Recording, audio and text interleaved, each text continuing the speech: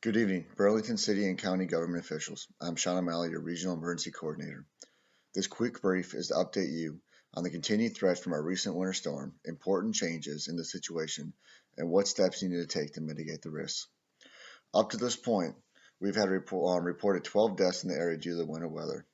These deaths are a combination of hypothermia and the improper use of alternate heating sources. There has also been reported to be over 36 injuries due to the icy conditions that are still prevalent out there.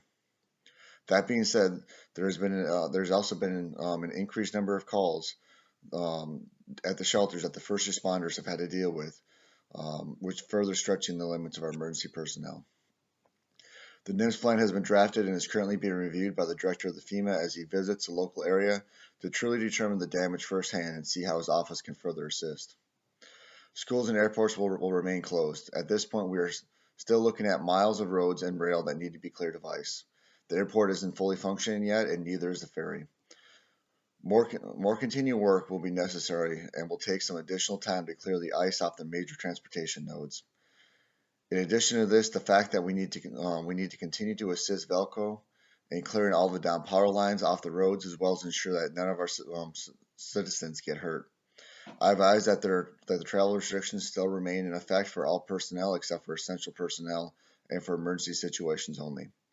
We need to continue to improve the Emergency Operations Center to continue developing a common operating picture of the developing situation. We must fully utilize the National Guard and FEMA to their fullest abilities while we have them. The improvement of the EOC is a never-ending process, as there is always something that can be improved upon, especially as we start hitting the recovery phase. We need to continue to develop and resource the citizens in the shelters that have been established for them. Currently, relief efforts that we are doing are very widespread, but they are failing to meet the intent of actually targeting relief to those that need it most. In addition to this, we don't have the necessary cold weather gear and basic needs covered for all citizens in the shelters, and this needs to be adjusted as we go through the recovery phase.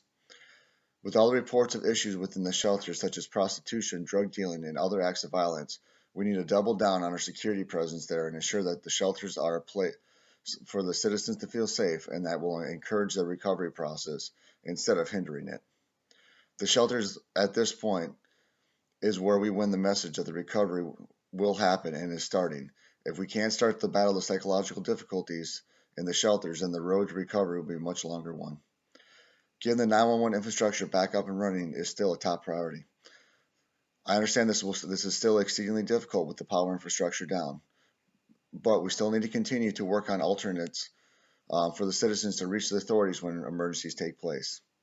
Velco has assessed there to be several thousand miles of power lines on the ground and approximately 26,500 critical parts that have been damaged. This is leaving close to 60,000 households in the immediate area without power.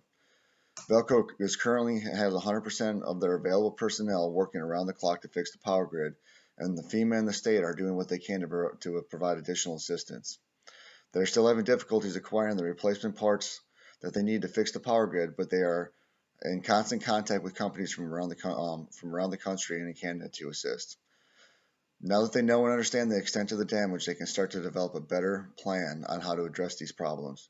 That being said, they still require a lot of assistance from you to make this happen. They can't effectively reach the down power lines without proper plow support. You must ensure that you are giving them all the necessary support that they have to ensure that they can get the power lines back up and going. They will also need additional assistance removing all of the down trees that are covering the power lines. They do not have the resources to do this on their own. Without your assistance, they can't complete their work, which will continue to endanger more lives, especially with this winter weather. Ensure that you are integrated in all that they do to ensure as quick of possible recovery. The recovery plan is ready for your review. In it, it talks the need to have both a short and a long-term recovery plan. The short term is re-energizing the economy to start the process. This is going to be difficult as many people don't have the cash to pay for the services that are needed, and we can't expect the businesses to work for free. That being said, if we can convince the local businesses to pay their workers, and we start to reimburse the citizens for their services rendered to the government, or the resources that we have monopolized throughout this process, then we have a chance of getting the short-term plan up and running. From there, we encourage that everyone from the everyday citizen to the businesses, to the government itself, conduct a short and long-term hazard analysis, as well as develop a comprehensive list of what needs to be completed during this hazard analysis. This will allow for parallel planning to facilitate both the long and short-term recovery. The long-term recovery has to focus on how to make ourselves resilient in the face of another disaster. Every industry from the tourism, the service, to the agriculture has taken a major hit with this storm, but our economy is directly tied to these industries, and without rebuilding them, our economy will fail. This might mean that there has to be some changes to the way we handle our infrastructure and possibly some policy changes.